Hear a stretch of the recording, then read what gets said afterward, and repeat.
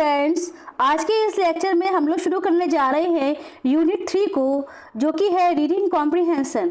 इस बार के जो सिलेबस में चेंजेस किए गए हैं उसमें इस यूनिट को नया ऐड किया गया है, जिसमें कि कुछ चैप्टर्स प्रोवाइड किए गए हैं, जिनमें से कुछ क्वेश्चन एंड आंसर्स आपको दिए जाएंगे एग्जाम्स में।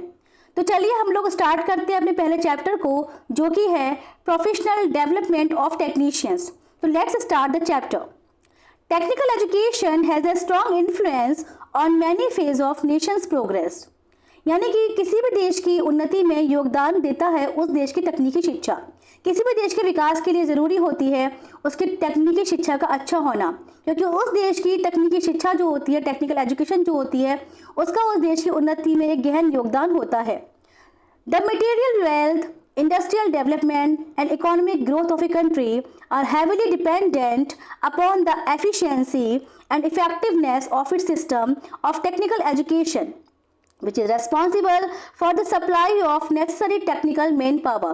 मीन्स कि जो मटेरियल वेल्थ होती है, यानी कि जो कि भौतिक संपदा है किसी भी देश की, या इंडस्ट्री का जो डेवलपमेंट है या आर्थिक विकास है, वो मुख्य रूप से डिपेंड करते हैं उस देश की तकनीकी शिक्षा के ऊपर, which is responsible for the supply of necessary technical manpower। क्योंकि वो रेस्पॉन्सिबल होते हैं, उत्तरदायी होते हैं उस देश को तकनीकी लोग देने के लिए। जो भी टेक्नीशियंस आपको मिलते हैं, जो टेक्निकल मैन पावर आपको मिलती है, वो उसकी तकनीकी शिक्षा के आधार पर ही मिलती है। In such a process, the system itself cannot afford to remain static and rigid, since the needs of the technical manpower vary with time। क्योंकि जो इन सच ए प्रोसेस, इस प्रक्रिया में, इस प्रोसेस में जो सिस्टम होता है टेक्निकल एजुकेशन का, वो अपने आप को बहुत स्टैटिक या रिजिड नहीं रख सकता। इट मस्ट बी फ्लेक्सिबल, उसे लचीला होना पड़ता है, वो बहुत कठोर नहीं हो सकता, क्योंकि जो टेक्निकल मैन पावर होती है वो समय के साथ साथ उसमें चेंजेस जरूरी होते हैं। जैसे जैसे समय चेंज होता है, टाइम चेंज होता है, वो मैन पावर भी चेंज होती है, उसमें भी जो है चेंजेस लाने पड़ते हैं। ब्रॉडली स्पीकिंग, अगर स्पष्ट तौर पर कहें तो frankly speaking, technical skill is required at 3 levels. Technical skills जो होती हैं, तकनीकी जो ज्ञान होता है, जो योग्यता होती है, वो 3 लेवल्स पे आवश्यक होती है। The engineers and the technologist capable of planning, designing and carrying out researches in various fields of activity. The technicians on whom rests the burden of the proper execution, and the craftsmen who are engaged in actual production at the initial stages।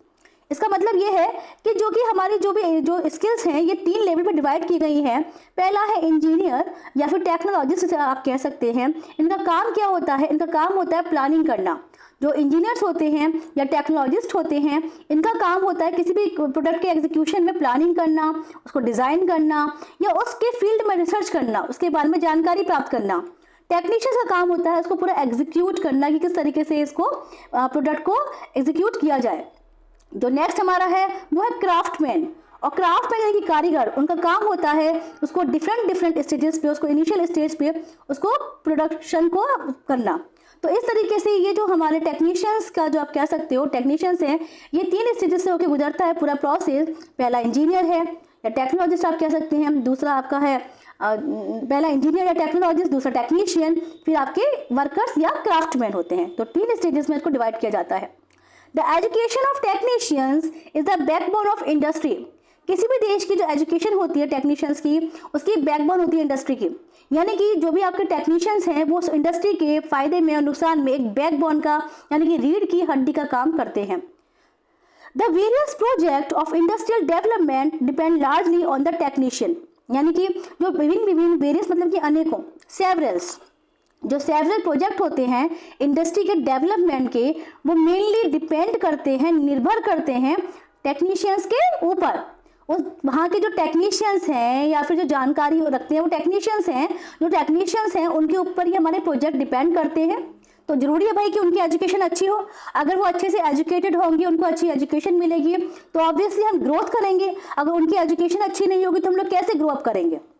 So on to the various project of the industrial development depend largely on the technician, who has to assist the engineer on one hand and translate the language of the engineer to the craftsman। यानी कि जो आपका technician होता है उसको कई तरीके से काम करना पड़ता है। अगर स्पष्ट रूप से देखा जाए तो वो डिफरेंट डिफरेंट लेवल्स पे काम करता है किसी भी इंडस्ट्री के विकास के लिए। पहला काम तो होता है कि who has to assist the engineer. उसका पहला काम होता है कि उसे इंजीनियर को असिस्ट करना पड़ता है, यानी कि वो इंजीनियर को असिस्ट करता है। तो असिस्ट करता है वो कि इंजीनियर को किस तरीके से काम करना है, तो उसका काम होता है कि इंजीनियर का पूरा साथ देना काम करने में, तो इंजीनियर को असिस्ट करना उसका काम होता है। दूसरी बात है, उसको इंजीनियर को असिस्ट करने के अलावा कई सारी प्रोसेसर्स में उसको साथ देना पड़ता है। वो डिफरेंट डिफरेंट एक्टिविटीज़ में डिफरेंट डिफरेंट रोल्स प्ले करता है एक टेक्नीशियन जो होता है, क्योंकि वो एक, आप कह सकते हो, एक इंजीनियर और वर्कर के बीच में कड़ी का काम करता है।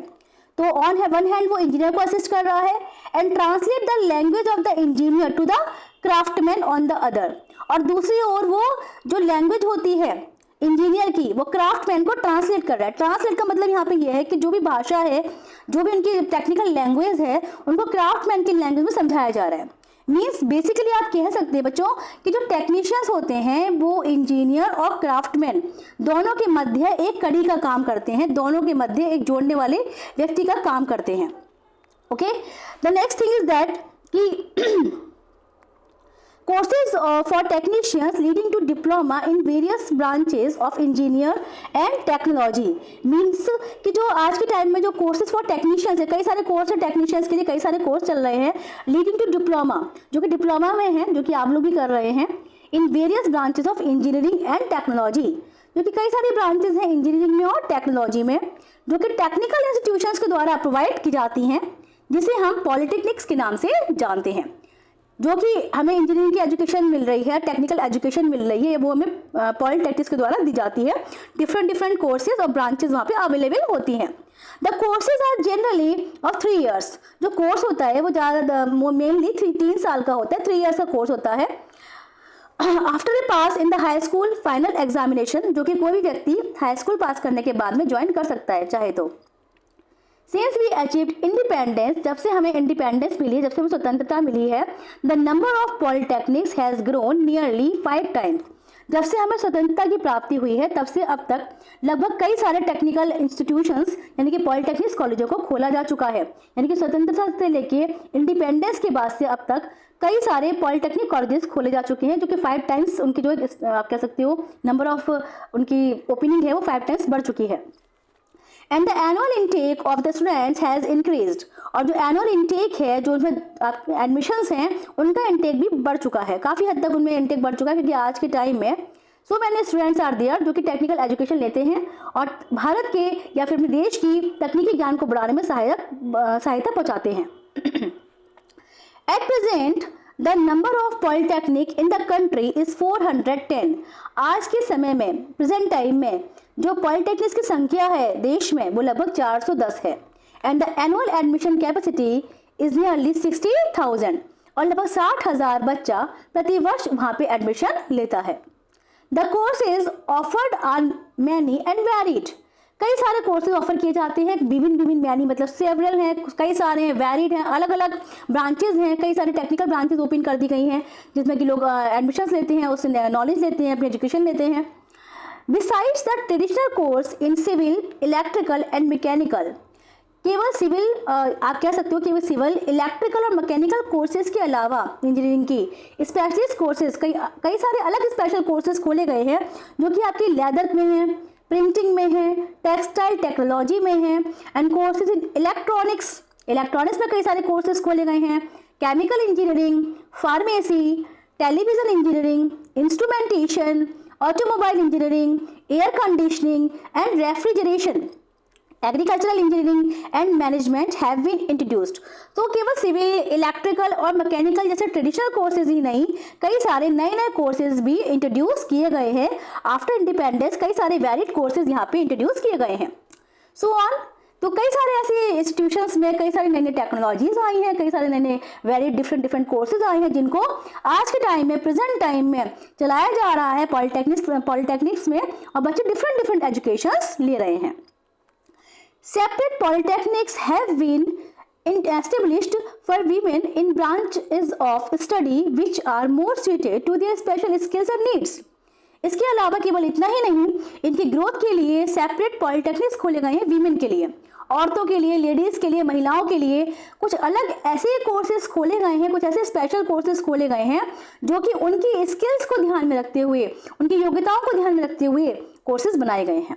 सम of these are electronics, secretarial practice, library science, costume design and dress making and architecture, जिनमें से इलेक्ट्रॉनिक्स कह सकते हैं, लाइब्रेरी साइंस कह सकते हैं, कॉस्ट्यूम डिज़ाइन या आर्किटेक्चर, से कई सारे कोर्सेज हैं जो कि स्पेशली विमेन के लिए खोले गए हैं।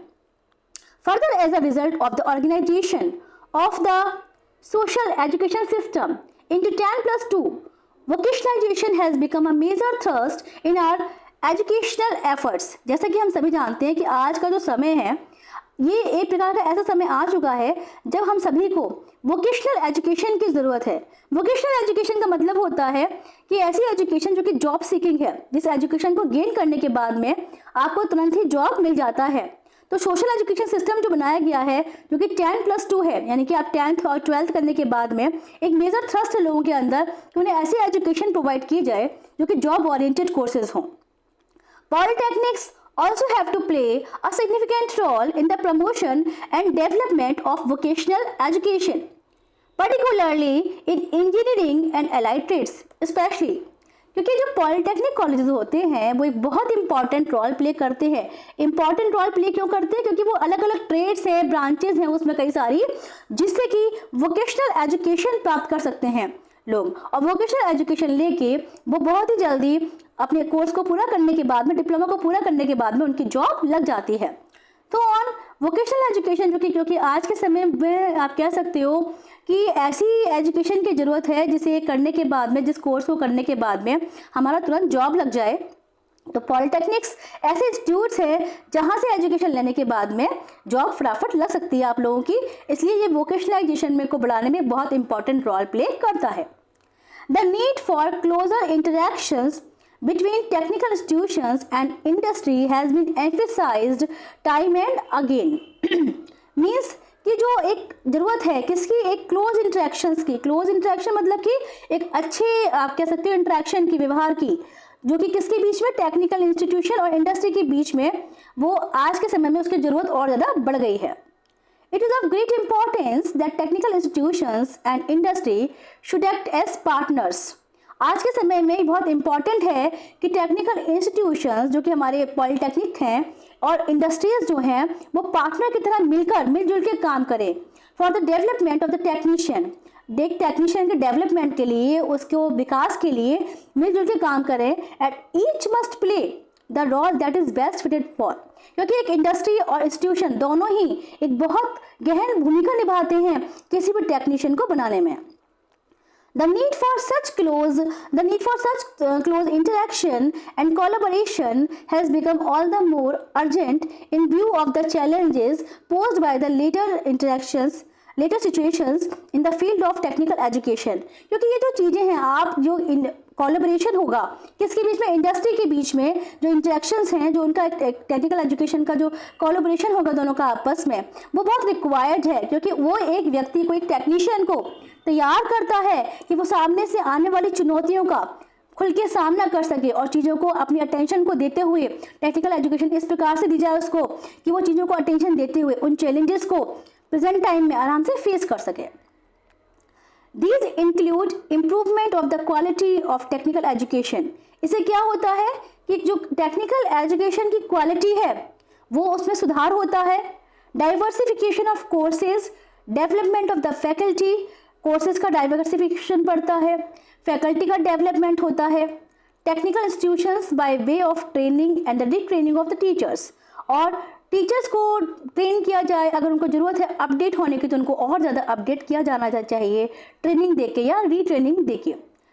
डेवलपमेंट ऑफ द करिकुलम, जो करिकुलम है, जो सिलेबस है, उसको अपडेट किया जाना चाहिए समय के साथ साथ, to make the courses more live and dynamic, and organisation of sandwich courses to effective break through in new directions. और कुछ नए नए कोर्सेज भी इंट्रोड्यूस किए जाने चाहिए ऑर्गेनाइजेशन के द्वारा। सैंडविचेस कोर्सेज बनाए जाने चाहिए। सैंडविचेस कोर्सेज का मतलब होता है कि आप दो कोर्सेज को मिला के, 6 मंथ्स का एक कोर्स है, 6 मंथ्स का एक कोर्स है, कोर्सेज को मिलाकर उसको और ज़्यादा डायनेमिक, और हम लोग कम समय में ज़्यादा चीज़ों को अच्छे से लर्न कर सकते हैं, सीख सकते हैं, समझ सकते हैं।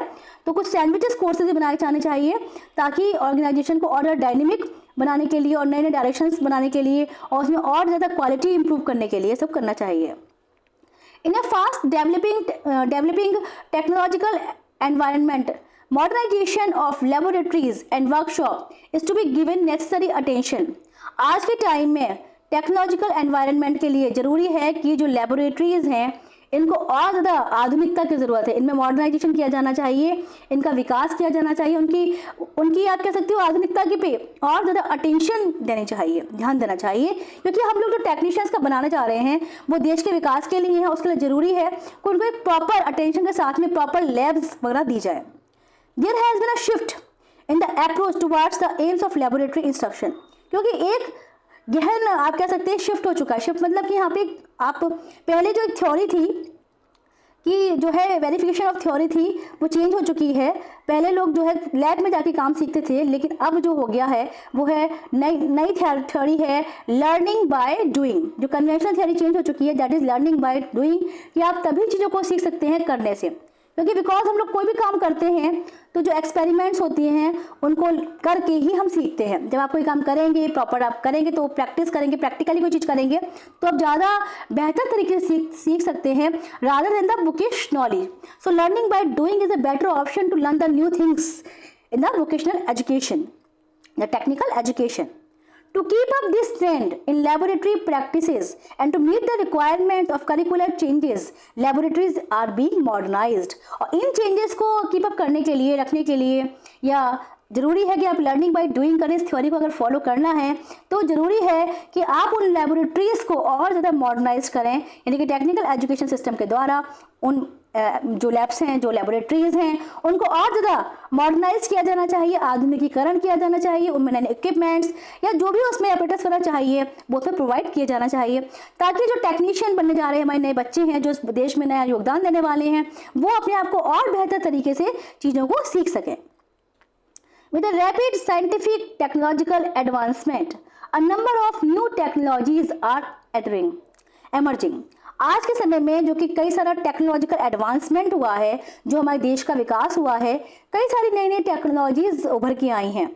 They include micro processor and computers, जिसमें हम शामिल करते हैं माइक्रो प्रोसेसर एंड कंप्यूटर को, इंफॉर्मेशन साइंस को, एनवायरमेंटल इंजीनियरिंग को, एनर्जी साइंस को, बायोमेडिकल साइंस को, laser technology, water resource management, computer aided design, bio conversion, solar photovoltaic, fuel cells, coal conversion, space engineering and rocketry. तो ये कई सारे नए नए कोर्सेज निकल के आए हैं, क्योंकि एक सारी डेवलपमेंट हो चुका है, मॉडर्नाइजेशन हो चुका है। उसके बाद में कई सारे कोर्सेज हैं जो नए हमारे एग्जिस्टेंस में आए हैं। Substantial efforts will have to be made to meet the requirements of these areas of great significance to national development। देश के विकास के लिए हमें जो है कई सारे प्रयास करने पड़ेंगे, ताकि जो है जो भी ज़रूरत है हमारे देश के विकास के लिए टेक्नीशियंस को, उसमें कई सारे चेंजेस लाके उसको और ज़्यादा अपडेट करके उसमें योगदान देना पड़ेगा, ताकि जो हमारे देश की शिक्षा है, टेक्निकल एजुकेशन जो है वो और अच्छे से इन लोगों को मिल सके। That's all. तो बच्चों ये था आपके चैप्टर का एक्सप्लेनेशन, जो कि हमने समझा कि इस तरीके से चैप्टर के अंदर यही चीज़ें हमें बताई गई हैं, जो कि मेन रूप से एम्फोसिस करता है किसी भी देश की टेक्निकल एजुकेशन पे। जब ये चैप्टर हमने पढ़ा तो we have definitely introduced really about the professional development of technician, जिसके बारे में ये चैप्टर था।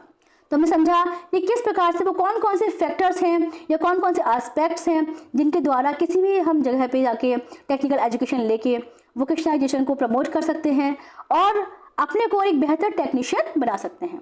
तो इसमें से कई सारे क्वेश्चन एंड आंसर्स निकल के आ रहे हैं जो कि हम समझ सकते हैं। तो according to the chapter there are some question and answers. Let's discuss the question and answers now.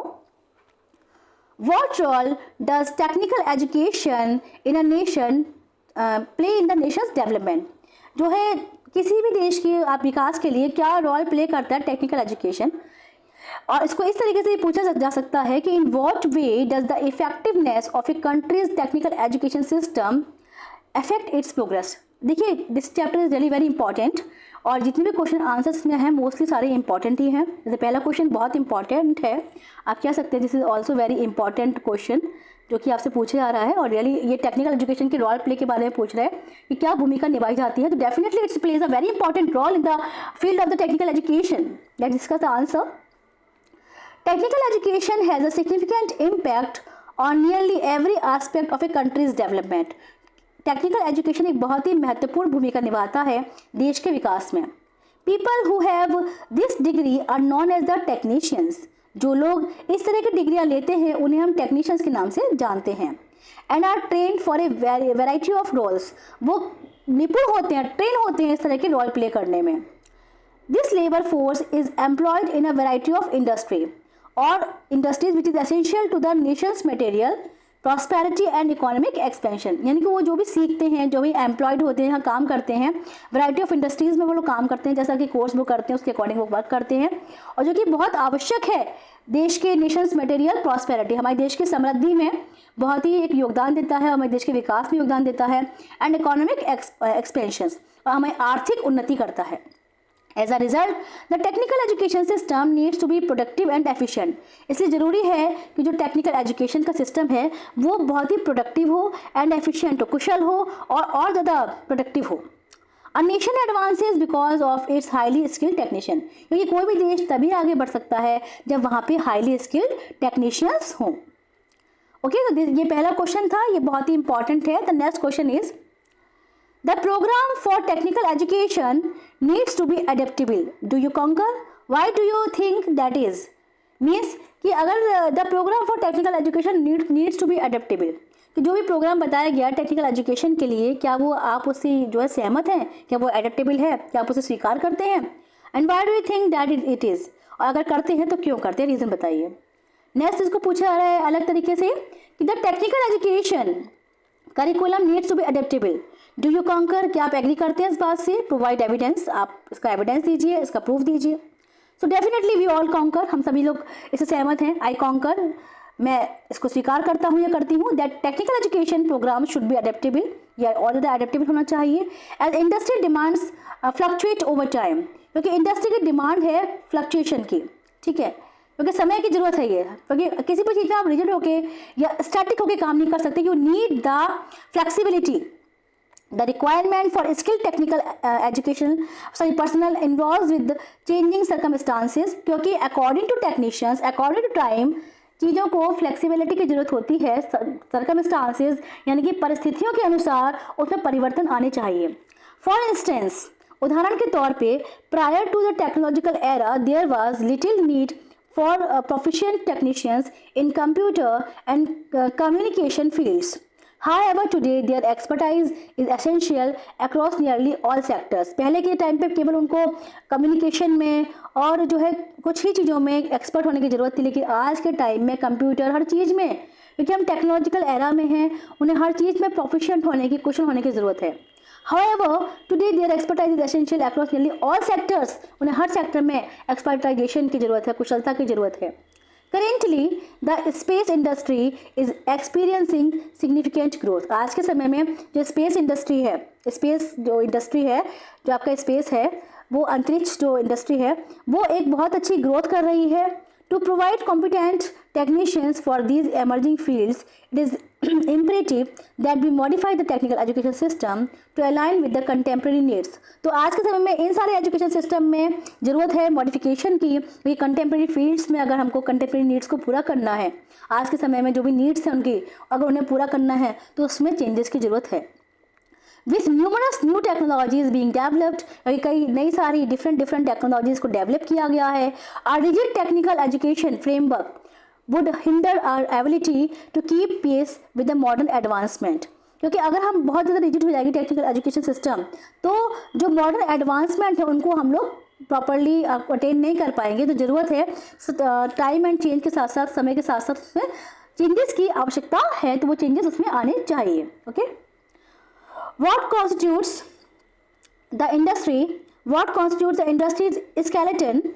यानी कि what part do technicians play in industrial project? Important बात है, ये भी एक important question है, we can say कि क्या पार्ट प्ले करते हैं, क्या रोल प्ले करता है एक टेक्नीशियन जो होता है उस इंडस्ट्री में, तो डेफिनेटली एक टेक्नीशियन जैसे होता है वो इंडस्ट्री में एक बहुत ही इंपॉर्टेंट भूमिका निभाता है। हमने पढ़ा भी था, पूरे चैप्टर में हम लोग पढ़ते आए कि टेक्निकल एजुकेशन अगर अच्छी है, टेक्नीशियन को अगर अच्छे से एजुकेशन दिया जा रहा है, तो डेफिनेटली वो इंडस्ट्री की ग्रोथ में, हर तरह की ग्रोथ में वो एक बहुत बड़ा योगदान देता है। तो it is accurate to assert that technician serve as the foundation of the industry. बिल्कुल सही बात है कि जो इंडस्ट्री होती है उसकी फाउंडेशन में एक टेक्नीशियन एक बहुत अहम भूमिका निभाता है, उसको सर्व करता है। To how backbone stabilizes the body, जैसे एक आप कह सकते हो कि बैकबोन जो होती है एक बॉडी में, जो बैकबोन होती है वो बैकबोन एक रीढ़ की हड्डी अगर हमारी बॉडी में नहीं है तो बॉडी हमारी पूरी हिल जाएगी। सच एज टेक्नीशियन, अब आप समझ सकते हो कि जो टेक्नीशियन है वो भी एक प्रकार का बैकबोन है इंडस्ट्री का, उसकी रीढ़ की हड्डी है। तो technicians facilitate a connection between engineers and the craftsman. जो टेक्नीशियंस होते हैं वो इंजीनियर्स के बीच में, क्राफ्टमैन के बीच में एक कड़ी का काम करते हैं। Thereby maintaining equilibrium within the organization, इस प्रकार से वो एक समानता क्रिएट करते हैं, ऑर्गेनाइजेशन में एक तालमेल बिठाते हैं।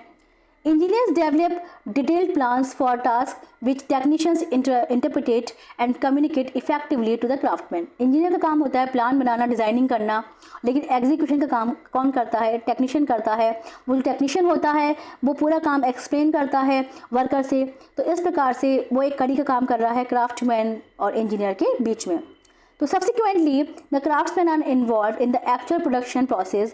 In this context the role of technician is vital. इस प्रकार से बहुत इंपॉर्टेंट रोल प्ले करते हैं आपके जो टेक्नीशियंस होते हैं, as they assist craftsman in achieving the optimal result that engineers require. वो एक तरफ देखा जाए तो इंजीनियर्स को असिस्ट कर रहे हैं, लेकिन वो क्राफ्टमैन को भी पूरा नॉलेज, उनकी जो लैंग्वेज है उसको ट्रांसलेट करके उसको उनकी भाषा में समझा रहे हैं। तो they play a very significant role in the development of the industry. The next question is that what is the purpose of having separate polytechnics for women? Definitely क्या requirement है इनको specific polytechnics बनाने की women की? तो definitely है। So on the answer is that even if more and more women are entering the technical education fields, आज के टाइम में कई सारी जो फीमेल हैं, वीमेन हैं, वो एंटर कर रही हैं टेक्निकल एजुकेशन फील्ड्स में। There are still relatively few fields in which women feel completely at ease and have the necessary skills. कुछ ऐसे फील्ड्स हैं जहाँ वीमेन खुद को कंफर्टेबल फील करती हैं, नेसेसरी स्किल्स उनको प्रोवाइड करता है। Women have certain specific demands जो कि वीमेन की डिमांड्स पे ही ओपन किए गए हैं। For this reason many polytechnics are exclusively design for female users. आज के टाइम में ये जो पॉलिटेक्निक्स बनाए गए हैं इसमें वीमेन की नीड्स को ध्यान में रखते हुए, उनके स्किल्स को ध्यान में रखते हुए ये कोर्सेज प्रोवाइड किए गए हैं। Courses covered include electronics, dress making, costume design and library science. तो इस तरह से कई सारे कोर्सेज खोले गए हैं like electronics, dress making, costume science, तो लाइब्रेरी साइंस, जो कि वीमेन की नीड्स को ध्यान में रख के ही ऑफर किए गए हैं। तो इस तरह से कई सारे कोर्सेज हैं जो वीमेन की नीड्स को ध्यान में रख के बनाए गए हैं। List a few of the newest technological advancement. कुछ ऐसे टेक्नोलॉजिकल एडवांसमेंट के बारे में बताना है, जो लिस्ट बनानी है जो कि टेक्नोलॉजिकल एडवांसमेंट किए गए हैं। तो in the scientific era of today, आज के साइंटिफिक एरा में, आज के इस आधुनिक युग में, we can observe the quick advancement in science and technology. कई सारे साइंस, क्योंकि हम 21वीं सेंचुरी में सर्वाइव कर रहे हैं, जी रहे हैं, तो यहाँ पे कई सारे टेक्नोलॉजिकल एडवांसमेंट हुए हैं। We are in the field of internet era में हम लोग, मॉडर्नाइजेशन हमारा हो चुका है। तो इस डेवलप्ड एरिया में जो आज का टाइम है, so many advancement are there. The current drive to explore the cosmos is fueled by scientific and technological advancements. Many new technologies are emerging. कई सारी नई टेक्नोलॉजीज emerge हो रही हैं to keep up this advancement, like microprocessor, computers, information sciences, laser technology, energy science, environmental science, computer aided design, bioconversion, space engineering and rocketry are a few of them. ये कुछ ऐसी list है technological advancement की जो बताती हैं कि हम लोग जो है टेक्नोलॉजिकल एडवांसमेंट के लिए आगे बढ़ रहे हैं। In general 3 levels of technical skill are required, give specifics. यानी कि at what level of proficiency is a technical skill required, किन किन लेवल्स पे टेक्निकल स्किल की रिक्वायरमेंट होती है। इंपॉर्टेंट क्वेश्चन है ये भी, कौन कौन से लेवल्स पे इंपॉर्टेंट है। 3 स्किल्स के बारे में हम लोग ऑलरेडी डिस्कस कर चुके हैं, तो कौन कौन सी है। Number 1 engineer. In a variety of field of endeavor, engineers are required to plan, design and conduct research. Engineer का काम होता है कोई प्लान बनाना, डिज़ाइनिंग करना और रिसर्च को कंडक्ट करना। Technician, the intermediary between engineers and artisans is a technician. आप कह सकते हो कि एक कड़ी है इंजीनियर और टेक्नीशियन के बीच में, वो क्राफ्टमैन के बीच में। They are in the change of the making sure plans are carried out correctly और एक्सेट्रा। वो पूरा प्लानिंग को चेक करते हैं, एग्जीक्यूट कराते हैं, उसको काम होते हैं। They act as the foundation of the industry, क्योंकि टेक्नीशियन का जो काम होता है वो फाउंडेशन होता है वो इंडस्ट्री का, वो क्राफ्टमैन से और इंजीनियर दोनों के बीच में तालमेल बिठा के, दोनों के बिटवीन में तालमेल बिठा के दोनों की लैंग्वेज को ट्रांसलेट करके एक दूसरे को काम बताते हैं। क्राफ्ट्समैन नेक्स्ट है हमारा, they work on the projects and the actual production. वो डेफिनेटली प्रोडक्शन में, किसी भी चीज़ की प्रोडक्शन में एक बहुत ही अहम भूमिका निभाते हैं क्राफ्ट्समैन। लेकिन टेक्नीशियन क्या करते हैं, टेक्नीशियन, इंजीनियर और क्राफ्टमैन दोनों के बीच में एक इंपॉर्टेंट रोल प्ले करता है। Okay, the next thing is that how does the learning by doing strategy vary from the verification of theory approach in your opinion, which is one is your favorite and why? किस तरीके से different है learning by doing verification of theory से, ये इसको explain कीजिए और आपको कौन सी थ्योरी पसंद है और क्यों पसंद है। So on verification of theory refers to the examining the existing theory and attempting to comprehend it from multiple angles in order to validate the proposed theory। अब आज के टाइम में जैसे कि हमारा मॉडर्नाइजेशन हो रहा है, एडवांसमेंट ऑफ टेक्नोलॉजीज़ हो रहा है, तो जो थ्योरी है जो कि प्रीवियस टाइम से चली आ रही है उसमें भी कई सारे चेंजेस किए गए हैं। जो वेरिफिकेशन थ्योरी है इसको चेंज किया गया है, अब लोग एक्सेप्ट कर रहे हैं लर्निंग बाय डूइंग। तो no doubt refers to gaining knowledge of a subject through experience, क्योंकि नो डाउट हम कोई भी काम करके सीखते हैं। आप कोई भी काम अगर कर रहे हो तो you can learn definitely in a better way. अगर आप उसे करके सीखोगे तो आपको वो हमेशा के लिए वो आपके माइंड में सेट हो जाएगा, you will be excel in that field. Later is in my opinion better and more desirable since it increases one's familiarity with the task. Obviously अगर आप उसका वो करेंगे तो आप उससे फैमिलियर हो जाएंगे, उससे बहुत कंफर्टेबल हो जाएंगे। After this training he must perform the same task, it is easier to learn things and has greater curiosity, क्योंकि आपके अंदर क्यूरियोसिटी होगी चीज़ों को जानने की, समझने की, और डेफिनेटली आप चीज़ों को और बेहतर तरीके से, क्योंकि आपने करके सीखेंगे तो वो आपके माइंड में प्रैक्टिकली सेट हो जाएंगी and you will be excel in that, आप उसमें परफेक्ट हो जाएंगे। The next question is that the way that the objectives of the laboratory sessions are approached has changed. What kind of change is this and what is the outcome? The question is here is about the transition from the verification of theory. The same question is repeating in the same way, so just don't explain this, let it be, leave the question. Okay, the next question is the other question is that let's discuss the next question, that is list the polytechnic courses that are typically offered। वो कौन कौन से polytechnic courses हैं जो आज के time में offer किए गए हैं। सो ऑन कई सारे कोर्सेज यहाँ पे ऑफर किए गए हैं हमें।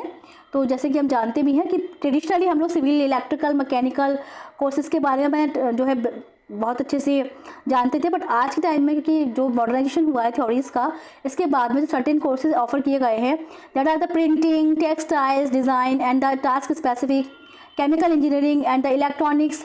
ये नए नए कोर्सेज हैं जिससे कि आज के डेवलपमेंट में, डेवलप्ड हमारी कंट्री में जो कोर्सेज इंट्रोड्यूस किए गए हैं, जिनमें कि refrigeration, air conditioning, pharmacy, television engineering, so many courses are offered. So my dear students, ये जो चैप्टर था ये पूरा प्रोफेशनल डेवलपमेंट ऑफ टेक्नीशियंस के बारे में था, और इस चैप्टर के बारे में जो क्वेश्चन एंड आंसर्स हमको प्रोवाइड किए गए थे वो भी मैंने आपको समझा दिए हैं। और definitely I will also give you the link of these question and answers in the description box, ताकि आपको ये सारे क्वेश्चन एंड आंसर्स की जो PDF है वो आपको डिस्क्रिप्शन बॉक्स में मिल जाएगी। ओके, आई थिंक कि आपको ये चैप्टर समझ में आया होगा। अब अगले लेक्चर में हम लोग डिस्कस करेंगे अपने नेक्स्ट चैप्टर को। Okay, that is the leadership and supervision. Okay, now thank you.